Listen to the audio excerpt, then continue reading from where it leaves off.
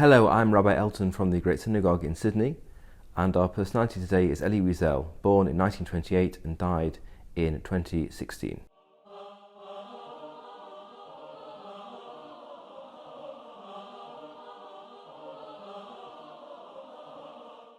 Elie Wiesel was one of the earliest and certainly among the greatest of those who have borne witness to the Holocaust, a survivor who wrote about his experiences and also became an advocate for the rights and freedoms and dignity of all peoples. He was born in Sighet in Romania in 1928, and in 1944 the Germans began the deportation of Jews from his area. He lost first his mother and his sister to the Holocaust, and his father died on the very last day before his camp was liberated. He went to Paris after the war as a young orphan, and there he entered the Sorbonne, learnt French, took his degrees, but also learned Hebrew, modern Hebrew, and became associated with the Zionist movement in the lead-up to the creation of the State of Israel in 1948. He was aligned with the Irgun, the revisionist branch of Zionism, and he became the Paris correspondent for Yediot Achronot, the Hebrew language Israeli newspaper, in the 1940s and early 1950s.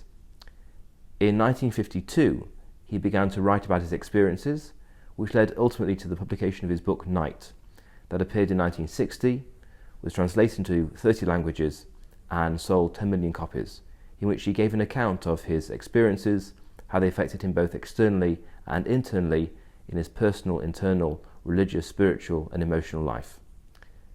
He went to live in the United States in 1955, and he taught at Boston University, at Yale, and at Columbia. He became a very prolific author, issuing in his time up to 60 books about his experiences and his view of the world. At a time when very few Holocaust survivors were yet talking about their experiences in the 1950s and 1960s, he was a very powerful and very compelling voice bearing witness to what had taken place. His efforts were recognized in 1986 by the Nobel Peace Prize, and also he received many honors from the United States government. In 1986 also he founded the Elie Wiesel Foundation for Humanity, which campaigned not only on behalf of Holocaust victims and on behalf of Jews, but also on behalf of people of all nations, faiths and creeds who were suffering and who were being persecuted and attacked by oppressive and persecuting others. His great distinguishing feature was not to be wholly concerned with the Jewish experience or his own experience, but to extend his sympathy and concern for all peoples. And I want to end with quotations from Elie Wiesel himself, which shows his universalistic concern. He wrote, "The opposite of love is not hate, it is indifference."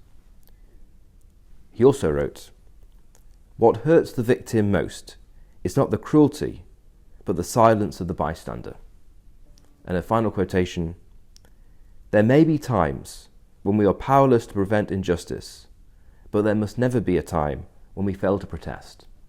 As Elie Wiesel was transformed from the persona of a victim to a persona of a man with a great world influence, with a soapbox, with an ability to influence and affect people, he turned our attention away from the victim and the perpetrator to the role that we all have when we see great crimes taking place, that of a witness, that of a bystander.